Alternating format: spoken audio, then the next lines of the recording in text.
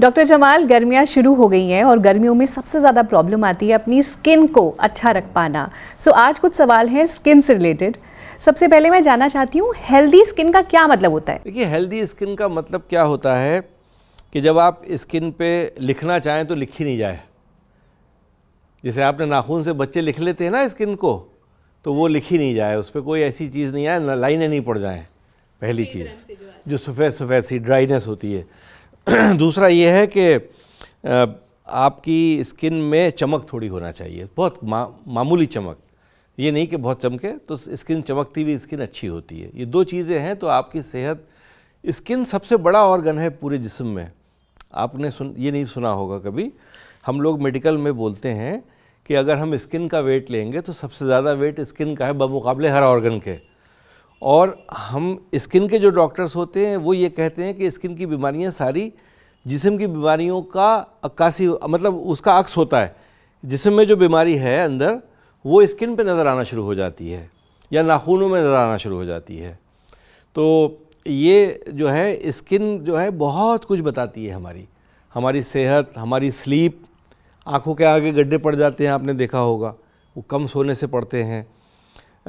या आपकी परेशानी भी बताती है चेहरे की, कि आप परेशान हैं या खुश हैं, चेहरा कितना खिल रहा है। कहते हैं ना खिला हुआ चेहरा है हमारा, तो खिला हुआ चेहरा का मतलब स्किन खिली हुई है ना, स्किन बोल रही है कि हम बहुत खुश हैं।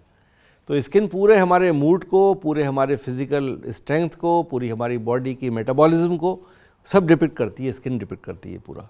चलिए, जैसा आपने बताया कि स्किन लार्जेस्ट ऑर्गन है हमारी बॉडी का और सब कुछ बता देती है कि बॉडी में अंदर क्या चल रहा है। तो अगर हम चाहते हैं कि हमारी स्किन हमारी अच्छी अच्छी तारीफ करे, अच्छी दिखे, सब कुछ प्लस प्लस पॉइंट्स आएँ, तो क्या राज है हेल्दी स्किन का? हेल्दी स्किन का राज देखो, अगर हम न्यूट्रिशनल एस्पेक्ट से बात करें तो पानी सबसे इम्पॉर्टेंट होता है हमारा, जो हमें पीना है, हाइड्रेशन। और पानी जो है इसकी कोई लिमिटेशन नहीं है कि हम इतना पिएंगे। किसी को 1.5 लीटर में सुकून मिल जाता है जो एसी एनवायरनमेंट में रहता है, गर्मियों की बात कर रहा हूँ मैं। और कोई जो बाहर काम करता है वो 2.5-3 लीटर तक पहुँच सकता है, 4 लीटर भी पहुँच सकता है। तो ये हमारा शरीर खुद बताता है। मैंने आपसे पहले भी एक बार कहा था कि जब हमें कुछ खाने की ख्वाहिश होती है तो वो खाना हमें शायद नहीं है, पीना है। तो पानी से अच्छा हमारे लिए कुछ है नहीं। और हमारा जिस्म भी पानी से बना हुआ है। हमारे सेल्स का जो मैक्सिमम वेट होता है वो वाटर का होता है। तो हमें पानी पीना चाहिए। और दूसरा, खाने में हमें जो इम्पोर्टेंट है वो सब्ज़ियाँ बहुत खाना चाहिए। पकी हुई सब्ज़ियाँ, कच्ची सब्ज़ियाँ, सलाद के हिसाब से सब्ज़ियाँ पकी हुई और कच्ची दोनों बहुत हमारे लिए इम्पॉर्टेंट हैं। और ख़ास तौर से मैं ये मानता हूँ कि सब सब्ज़ियाँ बहुत अच्छी हैं, लेकिन अगर आप देखेंगे कि गर्मियों में कौन सी सब्ज़ियाँ ज़्यादा आती हैं, तो वो सब्ज़ियों का सेवन करना बहुत अच्छा है, जो हल्की होती हैं, जो भारी नहीं होती हैं। लौकी है, खीरा है, तुरई है, ये चीज़ें हमारी सेहत के लिए, हमारी स्किन के लिए बहुत अच्छी होती हैं। स्पाइसेस को हमें कम करना है, स्पाइसेस भी हमारे स्किन को ख़राब करती हैं। तेलों का चयन भी हम जो करते हैं ना, फ़ैट, तो हमारा फ़ैट जो है वो ऑयल है, घी है, तो उसमें देसी घी का भी रोल बहुत इम्पॉर्टेंट है। वो भी स्किन को बहुत हमारी अच्छा करता है, लाइट करता है, चमक आती है स्किन में। और थोड़ी सी कोलेस्ट्रॉल की मात्रा जिसे हम बहुत रिस्ट्रिक्ट कर लेंगे ना अपनी, तो स्किन में हमारी उतनी खूबसूरती नहीं आती है। कोलेस्ट्रॉल की मात्रा के मापदंड बदलते रहते हैं। पहले कहते थे हम कोलेस्ट्रॉल इतना होना चाहिए, एक लेवल यहाँ होना चाहिए, फिर हमने बढ़ा दिया कि नहीं इतना होना चाहिए। अब हम बहुत से लोग कहते हैं, क्रिटिसाइज़ सब करते हैं, मुझे भी कुछ हद तक लगता है कि एक हम दवा बेचा करते थे कोलेस्ट्रॉल कम करने की, उसने उतनी दवा बिकी कि जितने दुनिया में हथियार नहीं बिके, वो दवा उतनी बिकी। आप मेरे इस स्टेटमेंट पे गौर कीजिए। इन्हीं फोर्सेस ने उतना पैसा खर्च नहीं किया होगा हथियार ख़रीदने में जितना उस दवा ने पैसा कमाया होगा। जब वो कमा चुकी तो अब उसका लेवल बदल गया, अब डायबिटीज़ पे हम लोग आ गए वापस। तो वो दवा, अब उनका कोलेस्ट्रॉल का लेवल थोड़ा बढ़ जाए तो भी कोई बात नहीं है। पब्लिक को ये भी हमारी नहीं पता है कि कोलेस्ट्रॉल तो हमारे जिस्म के अंदर बनती है। हम अगर देसी घी और तेल रोक भी देंगे तब भी कोलेस्ट्रॉल का मैन्युफैक्चरिंग बॉडी करती है, लीवर में होता है प्रोडक्शन। तो हमारी ये चीज़ें हैं जो करना है। मीट ईटर्स बहुत ज़रूरी नहीं है। नॉन वेज फूड जो है वो स्किन को अच्छा नहीं करता है। कहते हैं फिश खाने से स्किन अच्छी होती है? फ़िश खाने से, फ़िश में जो ऑयल है, ख़ास तौर से जो हम फ़िश हिंदुस्तान में नहीं खाते, उससे स्किन अच्छी होती है। ऑयली फ़िशेस जो होती हैं उनमें, फ़िश में जो होता है वो स्किन की वो बढ़ाती है। जैसे आपने सुना होगा बहुत से लोग ना फ़िश का ऑयल की कैप्सूल खाते हैं। मैं नाम कमर्शियल नहीं लूँगा, लेकिन मेरे फादर के वक्त से एक कैप्सूल आता था, वो रोज़ खाया करते थे जाड़ों में। इसीलिए खाते थे कि वो फ़िश ऑयल जो है बेसिकली, अगर आप फ़िश खाएंगे तो वो ऑयल की ज़रूरत नहीं पड़ेगी। तो उससे भी हमारा स्किन का ताल्लुक़ है, मूड का ताल्लुक़ है, नींद का ताल्लुक़ है। और फिर एक हम विटामिन की बात करें कि हमारा विटामिन कौन से अच्छे हैं स्किन के लिए, तो ए है विटामिन जो घी में मिलता है, डी है जो हमें मिलता है जो इस सूरज की रोशनी से मिलता है, और तीसरा विटामिन जो बहुत कम लोग जानते हैं, विटामिन ई है जो स्किन के लिए बहुत अच्छा होता है। तो शायद मैं नटशेल में ये कवर कर पाया। फूड आपका बताया मैंने, डाइट बताई आपको, ये सब चीज़ें हैं। पानी बताया, पानी का मेन इम्पॉर्टेंट रोल है। अच्छा, पानी आपने कहा बहुत ज़रूरी है और सबसे पहला कंपोनेंट है to have a healthy skin. पानी पीने का सही तरीका क्या है? बिकॉज आजकल इंस्टाग्राम पे इतना रील्स आती हैं कि खड़े होके, बैठ के, ज़मीन पे बैठ के, what is the right way to drink water? पीने का कोई तरीका, सब तरीके अच्छे हैं। पानी तो जिस्म में जाएगा ना भाई। आप ये मान के चलिए, बच्चा तो पैदाइश के बाद लेट के दूध पीता है, तो वो भी तो तरीका अच्छा है। तरीका तो ये देखो ऐसा है, अलग अलग स्कूल्स हैं, अलग अलग थॉट्स हैं। बहुत से लोग कहते हैं, हमारे मुस्लिम्स में भी हम लोग कहते हैं सुन्नत ये है कि पानी बैठ के पीजिए। सुन्नत हम किस चीज़ को कहते हैं? जो हम कहते हैं रसूल ने किया था, हमारे मोहम्मद सल्लल्लाहु अलैहि वसल्लम ने किया था, तो वो जो करते थे उसको हम बैठ के पिए पानी। और जमज़म जैसे हमारे यहाँ होता है, जब हम जाते हैं अरब में हज करने, उम्रा करने, वहाँ पर एक कुआं है जमज़म जिसको हम बोलते हैं, जिसका पानी लोग कहते हैं बैठ के ही पीना चाहिए या खड़े होकर पीना चाहिए थोड़ा। तो इस तरीके से अलग अलग तरीके की चीज़ें हैं, बट पानी पीना ज़रूरी है। ये सोचती रहो तुम कि हम सड़क पे जा रहे हैं, बैठने की जगह नहीं मिल रही है, हम कहाँ पानी पिएं, तो ये तो अच्छी बात नहीं है ना। पानी पीना ज़रूरी है, ना कि बैठ के पीना ज़रूरी है। जी। अच्छा, आपने कहा विटामिन डी जो हमें धूप से मिलता है। अब इसमें भी दो धारणाएं कि धूप हमें कई बार नुकसान भी पहुंचाती है, स्किन कैंसर भी होता है ज़्यादा देर धूप रहने से। तो धूप हमारे लिए कितनी ज़रूरी है? देखो, धूप के स्किन कैंसर कहाँ होते हैं? यूरोपियन जो ठंडे मुल्क हैं वहाँ स्किन कैंसर होते हैं, क्योंकि उनको ये पता नहीं चलता है कि वो काफ़ी बॉडी उनकी हीट हो गई सन से। सन बर्न होता है तब उसके बाद में कैंसर होता है। समझ रहे हैं आप? हमारे यहाँ तो इतना तेज़ सूरज होता है कि 5 मिनट में झुलसा देता है हमें। तो हम इसलिए, हमारे पास सन की डेफिशिएंसी है हिंदुस्तान में, उल्टी बात है यहाँ। तो यहाँ पर हम लोग सूरज की रोशनी लेते नहीं हैं। तो सूरज की रोशनी क्या है? बेसिकली जो अल्ट्रा वायलेट रेज़ हैं वो हमारी कमर पे पड़े तो हमें बहुत सुकून मिलता है, उससे हमें विटामिन हमारा जनरेट होता है। विटामिन सन रेज़ में नहीं आता, बल्कि सन जो है अंदर जब हमारी रेस पड़ती हैं तो जो हमारे अंदर, समझिए कि कुछ अंदर बॉडी में जो न्यूट्रिशनल है, उस न्यूट्रिशनल ब्रेकडाउन से विटामिन डी रिलीज़ होता है, तब विटामिन डी जैसे बनता है। विटामिन डी सूरज की रोशनी में नहीं आता, अल्ट्रा वायलेट रेज़ में आता है। अब अल्ट्रा वायलेट लैम्प तो लगा के मैं नहीं बोलूँगा कि आप लगा लीजिए तो आपको विटामिन डी मिल जाएगा। तो सुबह की रोशनी है, आँख, सूरज जो है आँख की तरफ नहीं दिखे आपको, सूरज की तरफ देख के विटामिन डी नहीं मिलेगा आपको, आँख से नहीं मिलता है, आपकी कमर से मिलता है आपको विटामिन डी। अगर आप हल्का कुर्ता पहन के भी बैठे, मलमल का मसलिन क्लॉथ जो होता है, सूती कुर्ता आपका है, चाहे वो कलर्ड है चाहे वो वाइट है, वाइट ज़्यादा अच्छा होता है। बनियान पहन के बैठ जाएं आप बड़ा, और वो हल्का हो, बहुत बारीक हो। बेयर स्किन की ज़रूरत नहीं है कि आप ये कहें कि साहब मैं नंगा बैठूंगा तब मुझे विटामिन डी मिलेगा। तो कपड़ा पहने हुए हों आप, सूती कपड़ा हो, और कमर आपकी सूरज की तरफ हो, और 15 मिनट आपके लिए बहुत है। 15 मिनट बहुत है। वो 15 मिनट अगर, लेकिन बहुत कम। आपने बताइए, आपने कितने दिन से एक साल में 15 मिनट सूरज में ऐसे बैठी होंगी? कोई भी नहीं बैठा होगा। हमारे जो टीम बनाने वाले लोग हैं वो भी नहीं बैठे होंगे, इनफैक्ट मैं भी नहीं बैठा होऊंगा। तो बातें करने को बहुत होती हैं, लेकिन अगर हम ये कहें कि विटामिन डी डेफिशिएंसी इंडिया में है तो बहुत ज़्यादा है। विटामिन डी डेफिशिएंसी हिंदुस्तान में बहुत ज़्यादा पाई जाती है। ये समझिए कि अगर हम 10 लोगों की जांच करते हैं तो 8 लोगों को ज़रूरत होती है विटामिन की। और उसका कारण क्या है कि वो धूप में कम बैठ रहे हैं? धूप में नहीं बैठते। धूप में बैठने का तरीका, opposing the sun, back to the sun and with a simple cloth, बस दैट्स इट।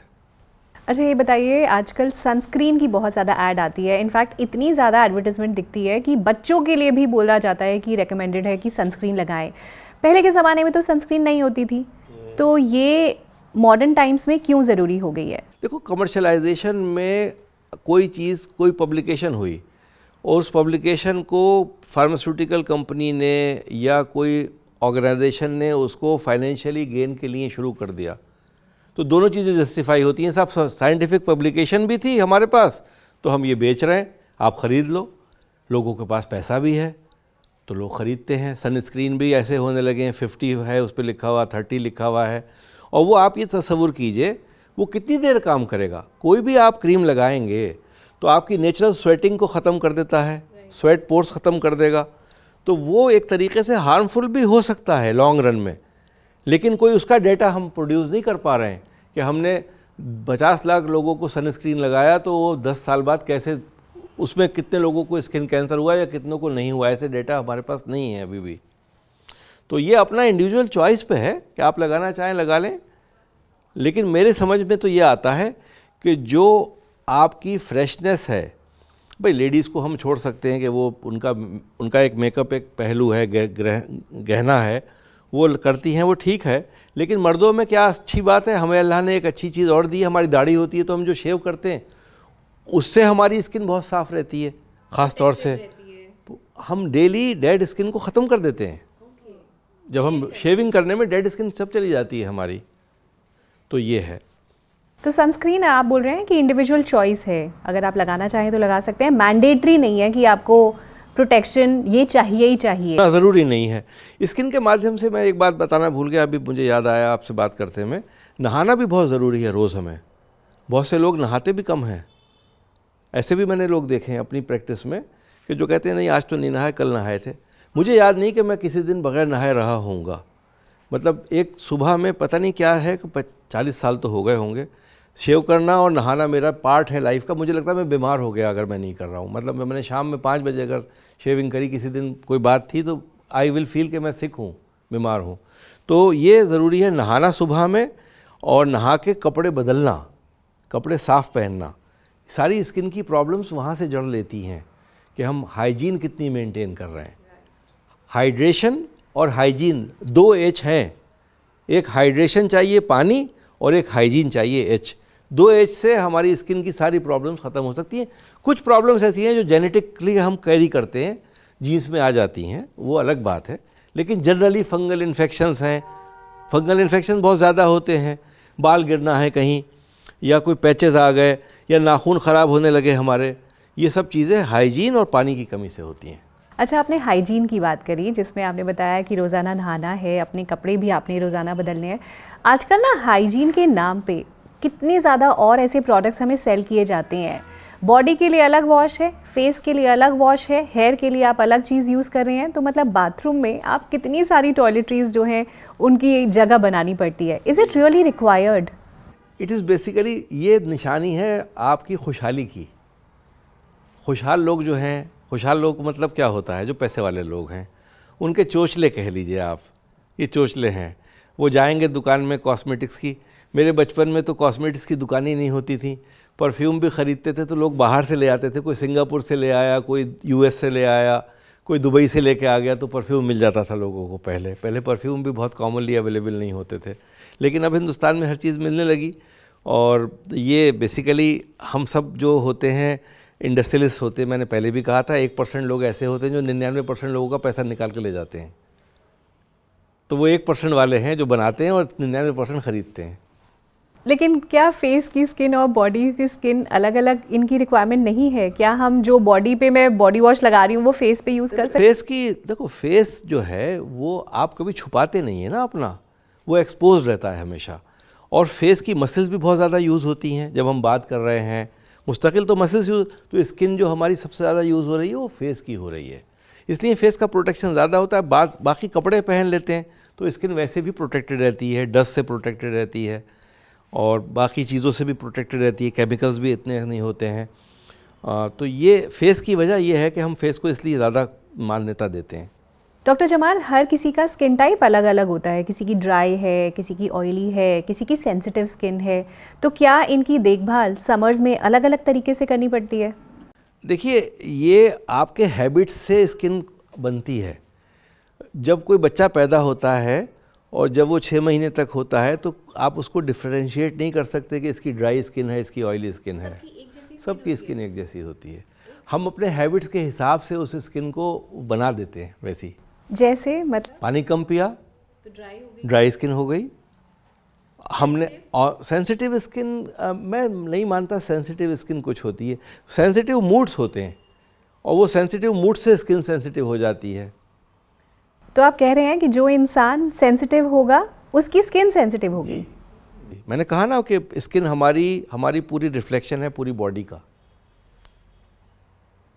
तो ऑयली स्किन जो है हम बना लेते हैं। आपने किसी बच्चे का सुना आज तक? आपने देखा होगा, आप गोद में लेके गए पीडियाट्रिशियन के पास, भाई मेरे बच्चे की स्किन ऑयली है, या उसने कहा कि आपके बच्चे की स्किन तो बहुत ऑयली है, या आपके बच्चे की स्किन तो बड़ी ड्राई है? कोई भी पीडियाट्रिशियन से आप जाके कभी पूछेंगे? मतलब 1 साल की बात नहीं कर रहा हूँ मैं, 2-3 साल तक बात नहीं करेंगे आप। लेकिन उसके बाद शुरू होता है किस्सा, जब हम एडोलसेंस में जाने लगते हैं तब हम अपनी स्किन को वैसी बना लेते हैं जैसे हम खुद पर्सनालिटी में होते हैं। हमारी पर्सनालिटी का रिफ्लेक्शन है ऑयल। दिस इज़ न्यू, ये मैंने पहले कभी नहीं सुना था। आपने डॉक्टर से ज़्यादा बातें भी शायद नहीं की होंगी। नहीं लेकिन क्या हमारे पास ये कैपेबिलिटी है? जैसे आई हैव ड्राई स्किन, क्या मैं उसे ऑयली बना सकती हूँ? जैसे मुझे लग रहा है ऑयली स्किन में एजिंग कम नज़र आती है। जी, बना सकती हैं, देसी घी इस्तेमाल करके। डाइट में देसी घी बढ़ा दीजिए। देसी घी की कोई क्वांटिटी फिक्स नहीं है। किसी के लिए 30 ग्राम मुनासिब है, किसी के लिए रोज़ का 10 ग्राम मुनासिब है। मक्खन भी आप खाइए, मक्खन भी देसी घी और मक्खन एक से ही है तकरीबन। ये बहुत ज़रूरी है।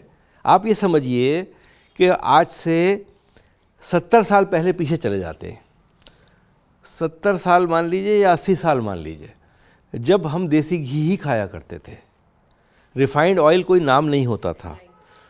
और देसी घी के बाद एक बीच में नकली घी शुरू हुआ था। तो नकली घी पहले जो एडवर्टाइजमेंट हुआ उस घी का, तो घरों में मेरी दादी बताया करती थी कि जब वो ला के देती थी औरतें कि ये घी इस्तेमाल करो, तो हम मार के भगा दिया करते थे उन्हें। इतना उससे हमारा रिपल्जन था, इतना बुरा लगता था कि हमें फ्री देते थे वो कि ये आप इस्तेमाल करके देखो, ये सस्ता भी है और सेहत के लिए अच्छा भी है। तो हाइड्रोजनेटेड ऑयल को हम देसी घी बोलते, वो नकली घी बोलते हैं। हाइड्रोजनेशन किया तेल का और नकली घी बन गया। तो नकली घी पहले आया, अब नकली घी को एक्सेप्ट कर लिया हमने। ये समझिए कि तकरीबन देसी घी जब ख़त्म हुआ तो नकली घी ने जगह ले ली थी, और वो नकली घी चला तकरीबन 30-40 साल। और इधर 30-40 साल के पीरियड में ये तेल आया, रिफाइंड ऑयल जिसको हम बोलते हैं। तो ये पूरे तेल की हिस्ट्री, ये वाले सारे तेलों की हिस्ट्री सिर्फ 70-80 साल की है। और इन्हीं वक्तों में ज़्यादा बीमारियां हैं। देसी घी के वक्त में बीमारियां बहुत कम थीं। सब लोग देसी घी ही खाया करते थे, खाने में घरों में बनाते थे, वो इस्तेमाल करते थे। तो हमें अपने चीज़ों को याद करना है। देखिए क्या होता है ना, हमारे यहाँ एक कहते हैं ना मुहावरा है कि आज मरे कल दूसरा दिन। तो हम 25-30 साल 50-60 साल की हिस्ट्री को भूल जाते हैं कि हमारे क्या फूड हैबिट्स थे। वो फूड हैबिट्स हमने चेंज कर दिए, बहुत सी बीमारियाँ आना शुरू हो गई। मुझे याद नहीं पड़ता कि पहले ज़माने में लोग बीमार भी होते थे। मतलब वो बीमार होते थे तो मौत वाली बीमारी होती थी कि अब ख़त्म हो जाएंगे, जब डॉक्टर को दिखा रहे, नहीं तो डॉक्टर कहाँ होते थे, बीमारियाँ नहीं होती थी। सैनिटोरियम्स होते थे, टीबी होती थी, टीबी का कोई इलाज नहीं था। सैनिटोरियम्स क्या होते थे, उन जगहों पर रख दो जहाँ हेल्दी एयर आए, जहाँ पर खाना फ्रेश मिले। पहाड़ होते थे, वो पहाड़ों पे सैनिटोरियम्स होते थे, और टीबी के मरीज़ों को वहाँ रख दिया जाता था। जो पैसे वाले लोग होते थे वहाँ भेज देते थे। लेकिन ऐसा नहीं था कि सैनिटोरियम भर गए, जगह नहीं है, अब हम कहाँ, तो मरीज़ कम थे ना वहाँ पर।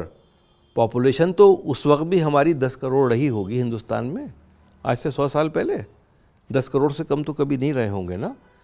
आज हम 140 करोड़ हैं, लेकिन उस प्रोपोर्शन में बीमारियां बहुत ज़्यादा हो गई।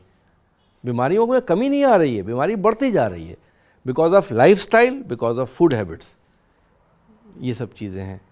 तो रिफाइनमेंट का क्या मतलब होता है, आप समझ रही हैं तेल का रिफाइनमेंट क्या होता है? तेल को जितना ज़्यादा ट्रांसपेरेंट कर दो, आर पार दिखने लगे, वो रिफाइंड है। अब उसमें जो चीज़ें आपने निकाल दी, क्या वो सेहत के लिए हो सकता है अच्छी थी? मैंने तो रिसर्च नहीं करी कभी, डॉक्टर्स ने रिसर्च नहीं करी, साइंस ने खाली कमर्शलाइज करने को उसको रिसर्च कर ली, तो उसका तेल का टेस्ट ख़त्म हो गया, आपको टेस्ट नहीं मिल रहा है, वो आपको खाली खाना पकाने की मौका दे रहा है, और वो ट्रांसपेरेंट बहुत ज़्यादा है, as transparent as possible, it is more refined, ये चीज़ है। तो ये सब चीज़ें, पहले तो तेल भी हम वो यूज़ करते थे जो खुद बनाते थे, निकालते थे, और मैं समझता हूँ कि थोड़ा हमें पीछे जाना पड़ेगा अगर हमें सेहत अच्छी करना है, आगे नहीं बढ़ना है सेहत के लिए, पीछे जाना है थोड़ा। जो ट्रेडिशनल मेथड्स हैं उनको अपनाना है। जैसे हमारे यहाँ प्रधानमंत्री जी ने भी कहा कि भाई 10% तेल कम कर दो, ओबेसिटी कम हो जाएगी, हमारे यहाँ ओबेसिटी की प्रॉब्लम है, और उन्होंने बड़े कंजर्वेटिवली 10% कहा है।